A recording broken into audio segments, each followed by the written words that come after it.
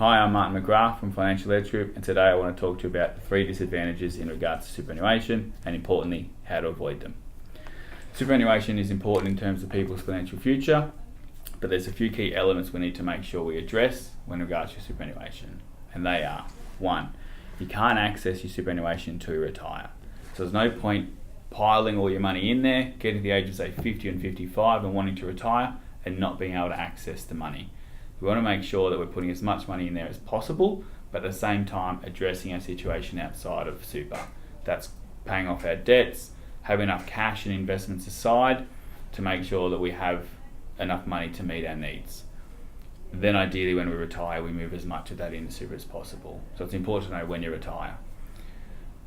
The other main element of superannuation which you need to consider is that there's just so many investment choices. There's literally hundreds of different super funds, and within those funds there are multiple thousands of choices of investments within those funds. Often it can be too scary to know where to start. What I recommend doing is keep it simple. You should be able to enjoy a quality retirement no matter what super fund you're in, but importantly I check a few things. I check the fees you're paying. You don't really want to be paying more than say 1 to 1.5% in fees. Check your investment option to see how defensive or aggressive it is. Depending on your stage of life, that may change. And if you're not sure, ask a professional.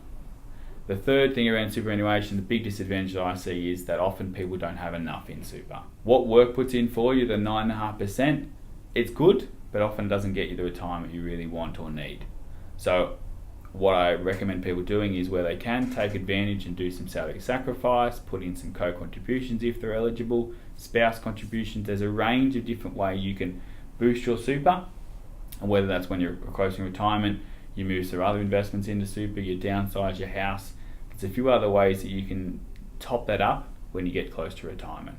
So in summary, the 3 key elements is understand when you can access your retirement, don't get too daunted by the amount of choices you have, and make sure you're doing enough, putting enough money into super so that when you get there you've got the retirement you want.